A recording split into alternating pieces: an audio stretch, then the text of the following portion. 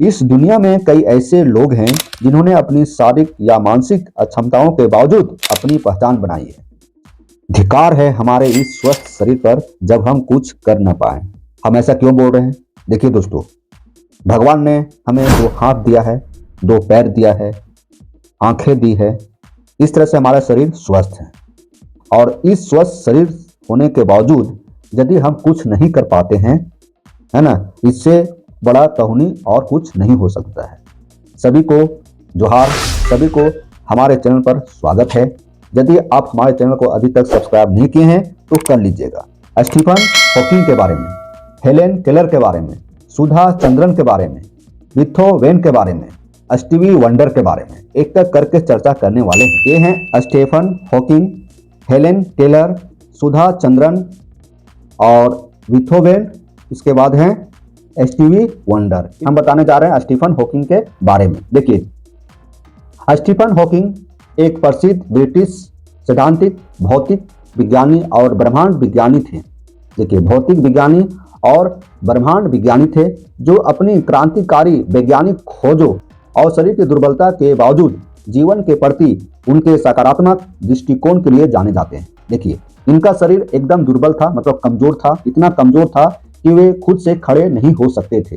फिर भी उन्होंने वैज्ञानिक खोजों में महत्वपूर्ण भूमिका निभाया। जब वे 21 साल के हुए तो उन्हें एक बीमारी का पता चला, है ना। उस बीमारी का नाम था एमियोट्रोफिक लेटरल स्क्लेरोसिस, है ना। एमियोट्रोफिक लेटरल स्क्लेरोसिस, जिसको बोलते हैं ALS। तो यह एक ऐसा बीमारी था, इसी के कारण वे आगे चलकर एकदम दुर्लभ कमजोर बन गए, है ना। और इस बीमारी का पता चलने के बाद लगभग वे पूरी तरह से लकवाग्रस्त हो गए थे। लकवाग्रस्त व्यक्ति देखते होंगे कि वह खुद से चल नहीं सकते, है ना, खुद से उठ नहीं सकते, मतलब बहुत परेशानी। इसी अवस्था में उन्होंने एक पुस्तक जिसका नाम है a brief history of time, उन्होंने ब्लैक होल और ब्रह्मांड विज्ञान पर महत्वपूर्ण काम किया। इनका जन्म 8 जनवरी 1942 ईस्वी को ऑक्सफोर्ड, इंग्लैंड में हुआ था। बीमारी जो 21 वर्ष में पता चला, उस बीमारी का नाम बता दिए, फिर भी सुन लीजिए। Amyotrophic lateral sclerosis. यह एक ऐसा बीमारी था जो शरीर को दुर्बल बना दिया। यह एक ऐसी बीमारी है जो शरीर को धीरे धीरे निष्क्रिय कर देती है। डॉक्टरों ने उन्हें केवल कुछ साल जीने की उम्मीद जताई थी, है ना। डॉक्टर ने यहाँ तक कह दिया था कि आप तो कुछ ही साल का मेहमान हैं, लेकिन वे 50 साल से भी ज्यादा जिंदा रहे। 50 साल से भी ज्यादा जिंदा, मतलब 76 साल तक वे जीवित रहे। उनका योगदान, है ना, उन्होंने सैद्धांतिक, भौतिकी और ब्रह्मांड विज्ञान में महत्वपूर्ण योगदान दिया, विशेष रूप से ब्लैक होल के अध्ययन में। उन्होंने हॉकिंग रेडिएशन की अवधारणा प्रस्तुत की और उनका जो पुस्तक रहा, जो बता दिए हैं, फिर भी सुन लीजिए, a brief history of time. शारीरिक अक्षमता के बावजूद उन्होंने विज्ञान के क्षेत्र में यह विश्वसनीय योगदान दिया जो दुनिया भर के लोगों के लिए एक प्रेरणा है। उन्होंने कहा, बुद्धिमत्ता बदलाव के अनुरूप ढलने की क्षमता है। देखिए, Helen Keller, Helen Adams Keller, इनका जन्म 1880 ईस्वी को और मृत्यु 1968 ईस्वी को। देखिए, हेलेन केलर अमेरिकी लेखक, राजनीतिक कार्यकर्ता और आचार्य थी। वह कला स्नातक की उपाधि अर्जित करने वाली पहली बधिर और दृष्टिहीन थी। पहली बधिर और दृष्टिहीन, बधिर समझते हैं, है ना। तो इस तरह से पहली बधिर और दृष्टिहीन जिन्होंने कला स्नातक की उपाधि प्राप्त की। इस तरह से वे, है ना, 49 वर्षों के साथ सक्रियता और सफलता की ऊंचाइयों तक पहुंची। जन्म के समय हेलेन केलर एकदम स्वस्थ थी। 19 महीनों के बाद वो बीमार हो गई और उस बीमारी में उनकी नजर, जुबान और सुनने की शक्ति चली गई, है ना। सुनने की शक्ति मतलब, देखिए, नजर मतलब आंख की रोशनी चली गई, जुबान मतलब नहीं बोल पाती, है ना, और सुनने की शक्ति भी चली गई, मतलब सुन भी नहीं सकती थी। हेलेन केलर के माता पिता के सामने एक चुनौती आ खड़ी हुई। इन्होंने हेलेन केलर को हर तरीके से शिक्षा दी, जिसमें उन्होंने मैनुअल अल्फाबेट और ब्रेल लिपि आदि पद्धतियों से शिक्षा देने की कोशिश की। जैसे तैसे संघर्षों का दौर बीता गया और एक तरह से हेलेन केलर ने राइट हम्सन स्कूल और डीप से प्रारंभिक शिक्षा पूरी की। प्रारंभिक शिक्षा पूरी होने के बाद अब हेलेन केलर अपने आपको अकेला समझने लगी, क्योंकि उनकी जिज्ञासा थी कि वो भी सभी की तरह पढ़ाई करे। इसके लिए आगे 1902 ईस्वी में स्नातक की पढ़ाई करने के लिए हेलेन केलर ने रेडक्लिफ कॉलेज में दाखिला लिया। वहां हेलेन केलर सामान्य छात्रों के साथ पढ़ने लगी, जहां पढ़ते पढ़ते हेलेन केलर को लिखने का शौक जगा। उस दौर में एक ऐसी पुस्तक लिखी जिन्होंने उनको बहुत बड़ी उपलब्धि दिलाई, और उस पुस्तक का नाम है the story of my life. उस पुस्तक का नाम the story of my life. अपने जीवन में संघर्षों के ऐसे दौर को पार करके हेलेन केलर ने समझ लिया था कि जीवन में यदि संघर्ष किया जाए तो कोई काम ऐसा नहीं है जिसे हम ना कर सकते हैं। यही सोच को लेकर हेलेन केलर ने समाज के हित के लिए कदम बढ़ाया। इस तरह से हेलेन केलर एक प्रकार की क्या बन गई, लेखिका बन गई। अमेरिकी लेखक, राजनीतिक कार्यकर्ता और आचार्य थी, है ना। फिर भी वह हारी नहीं और अपने देश के लिए, समाज के लिए आगे बढ़ी और लोगों को जागरूक करने का काम की। अब आते हैं सुधा चंद्रन के बारे में जानते हैं। सुधा चंद्रन एक भारतीय अभिनेत्री और भारतनाट्यम नर्तकी है जो हिंदी, तमिल, तेलुगु, मलयालम, कन्नड़ और मराठी भाषा की फिल्मों और टेलीविजन श्रृंखलाओं शो में अपने नाम के लिए जानी जाती है। सुधा चंद्रन को मयूरी 1885 ईस्वी में मयूरी के रूप में उनकी भूमिकाओं के लिए जाना जाता है, जिसके लिए उन्होंने राष्ट्रीय फिल्म पुरस्कार, विशेष जूरी पुरस्कार जीता, है ना। अब देखिए इनके साथ क्या प्रॉब्लम था, सो जानते हैं।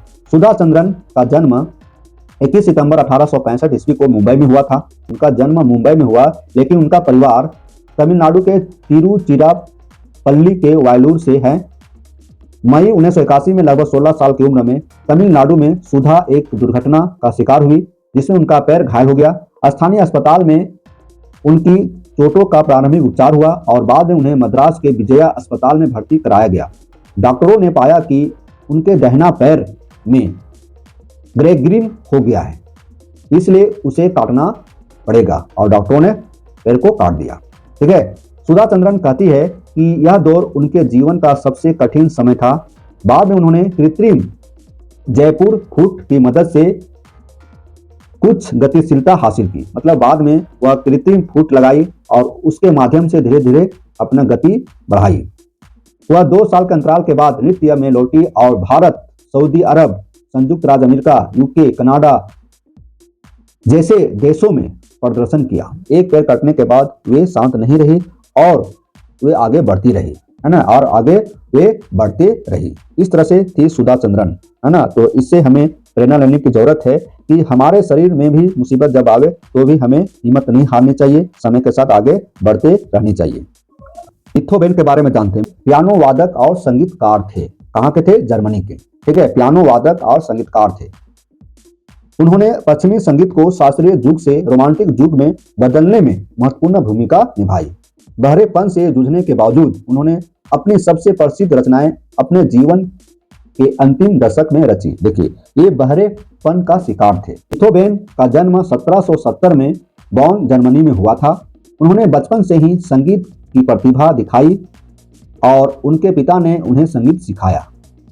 21 साल की उम्र में वे वीना चले गए, जहां उन्होंने जोसेफ हेडन के साथ रचना का अध्ययन किया। बिथोवेन ने अपने 20 के दशक के अंत में सुनना कम कर दिया और अपने जीवन के अंतिम दशक तक वे लगभग पूरी तरह से बहरे हो चुके थे, है ना, एकदम बहरे हो चुके थे, कुछ भी नहीं सुन सकते थे। इस बहरेपन के कारण वे आत्महत्या के बारे में भी सोचने लगे, लेकिन उनकी कला ने उन्हें रोक दिया, है ना। एक बार ऐसा आया, वे सोचने लगे कि आत्महत्या करें, लेकिन जो उनके पास जो कला था, संगीत का जो कला था, वह कला रोक दिया। वे बहरेपन थे, लेकिन वे हिम्मत नहीं हारे और जीवन के अंतिम समय तक संघर्ष के साथ आगे बढ़ते रहे। कई पुरस्कार जीते। दोस्तों, अब देखेंगे स्टीवी वंडर के बारे में। स्टीवी वंडर एक अमेरिकी गायक, गीतकार, संगीतकार और रिकॉर्ड निर्माता है। उनका जन्म 13 मई 1950 ईस्वी को हुआ था। वह 20वीं सदी के सबसे प्रभावशाली संगीतकारों में से एक माने जाते हैं। जन्म के समय अंधे होने के बावजूद उन्होंने पियानो, हारमोनिका और कीबोर्ड जैसी कई वाद्य यंत्रों पर अपनी प्रतिभा के दम पर मोटाउन लेबल के लिए कई हिट गाने जैसे सुपर स्टेशन और आई जस्ट कॉल्ड टू से लव यू दिए। मतलब वे एक प्रकार के संगीतकार थे, है ना, और रिकॉर्ड निर्माता भी थे। देखिए, वे अंधे थे, उनकी दृष्टि नहीं थी, फिर भी वे हार नहीं माने। बचपन में अंधे होने के कारण वे केवल 11 साल की उम्र में ही मोटाउन रिकॉर्ड लेबल के साथ जुड़ गए थे और उन्हें लिटिल स्टीवी वंडर नाम दिया गया। देखिए, जब वे 11 साल के थे उसी समय है ना मोटाउन रिकॉर्ड लेबल के साथ जुड़ गए और उनका नाम रखा गया स्टीवी वंडर, है ना। और बचपन से वे क्या थे, अंधे थे। 13 साल की उम्र तक उन्होंने अपना पहला number 1 single finger tips record किया था।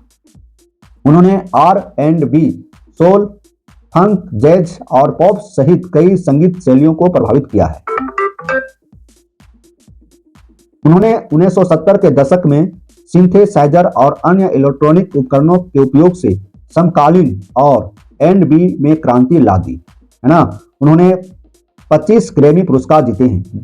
वे केवल एक कलाकार ही नहीं हैं, बल्कि एक सामाजिक कार्यकर्ता, व्यवसायी और परोपकारी भी हैं। उन्होंने सामाजिक न्याय, गरीबी और विकलांगता जैसे मुद्दों पर अपनी आवाज उठाई है ना। इस तरह से हम जाने स्टीवन वंडर के बारे में, और जितने भी इसमें हम देखें Stephen Hawking, Helen Keller, Sudha Chandran, बेथोवेन और स्टीवी वंडर सबके साथ कुछ न कुछ समस्याएं थी, है ना। शरीर से, मानसिक स्थिति से ग्रसित थे, फिर भी वे हिम्मत नहीं हारे और फिर इस तरह से अपने मुकाम को हासिल किए। इससे हमें प्रेरणा लेने की जरूरत है। They have fought against all odds and inspired many around them।